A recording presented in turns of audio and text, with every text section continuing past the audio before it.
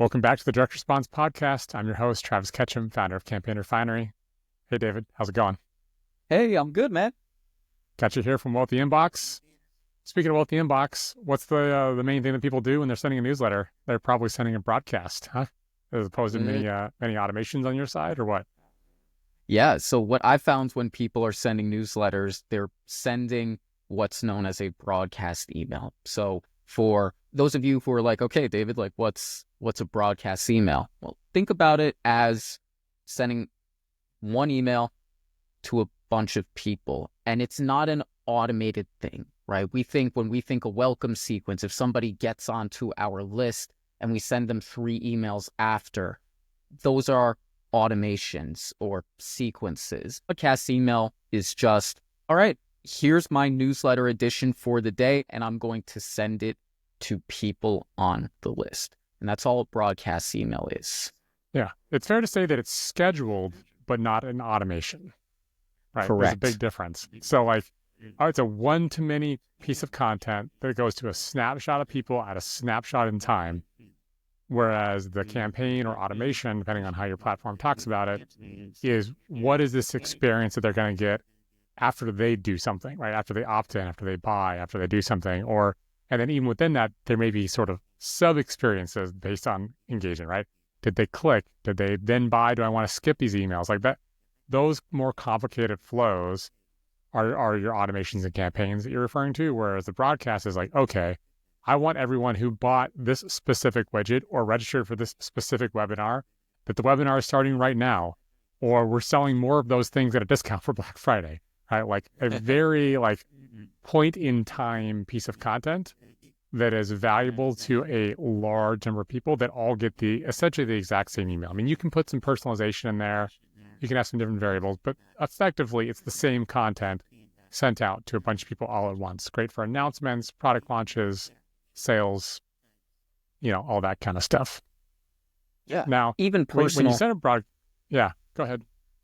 Oh yeah, so even for if you're an influencer-driven brand, that could just be hey, this is what's going on in my life right now, and it's just a way to connect to your list that you can still schedule, but isn't in an automation.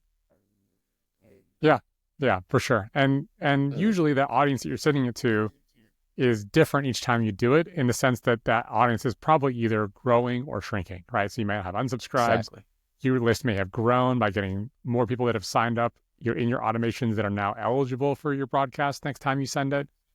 It is a dynamic thing over time, but at the time that you schedule it, it basically grabs a snapshot and says, this is who we're going to send this exact content to right now. And once I've completed that, nothing else is going to happen, right?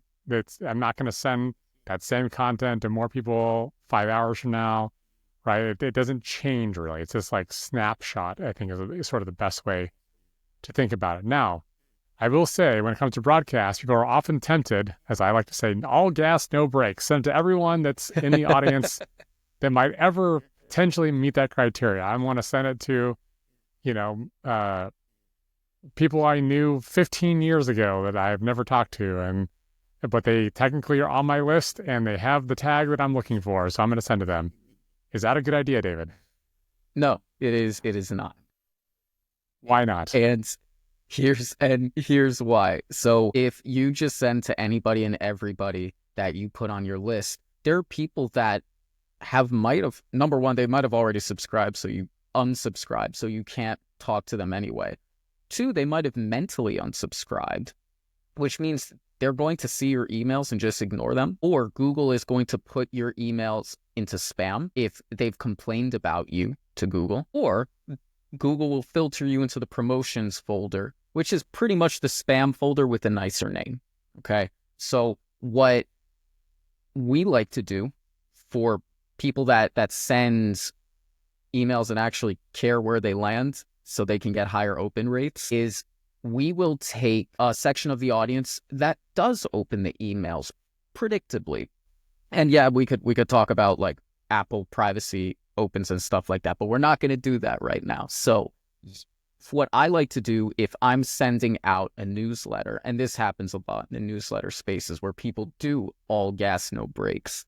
But what I like to do is send to people who have opened in the last 30 days or 45, 60, depending on the size of the newsletter. And once they hit a certain point, then we have to take them away from the broadcast, put them in an automation that says, hey, do you still want to get these? Do you even want to get these emails anymore? And if they don't respond, then we unsubscribe them. So that way we only send to people who are actually watching the show. You know what I mean? Don't entertain the people sleeping in the back. Yep, totally. And, you know, we've done a deeper dive on email deliverability, and so I didn't want to go super deep into the weeds. But I want people to think about, okay, if I'm sending one email to piece of content to a lot of people at once, just be a little bit mindful about, is it really relevant? Like, have they really shown interest lately that they want to receive this content? And think strategically about how you want to trim or prune or adjust that segment. So take your criteria of what did they sign up for, what did they buy or whatever, and then add a secondary layer on that, which is how recently have they engaged. Just doing those two things, and I totally agree, a great place to start is 30-day opener. If you'll have opened it in the last 30, any email from you in the last 30 days is a great place to start. And you can move the knob left and right of there, but that is a fantastic place to start, because if you're emailing regularly and someone hasn't opened in a month, they're probably just not that into you. And that's okay. But let them go if you want to keep your high domain reputation, get your email to the actual primary inbox, and get on with your life in a healthy, sustainable way. So I hope that answered your question, because you came here today thinking about what the heck is a broadcast email. That's the kind of like, you know, high level, what's the difference? When do you use it? And one quick little deliverability tip that will help you get where you want to be with what you want to say. So if you want a more in-depth guide, we have a full-blown article linked down below. If you want a platform that will help you clean up that list, manage it a little more appropriately so that you can get the maximum deliverability rate, that's where Campaign Refinery comes in, the software that I'm the founder of. If the content you're sending one-to-many is a newsletter and you are tired of being all gas, no brakes with frustrating results because you are trying to sell that son of a gun by scaling it up and making the real cheddar, David, where do they find out more about that? Yeah, you can go to wealthyinbox.news, which is my newsletter on you sending out a lot of newsletters and trying to get out, because Lord knows that it's a lot of work. People's priorities change. And if you're ready to sell, well, there's a process involved. So hop on over to wealthyinbox.news and we'll take care of you. Turn that broadcast into a sellable asset. Damn right. There it is. All right. Well, thanks for your time, David. We'll talk again soon.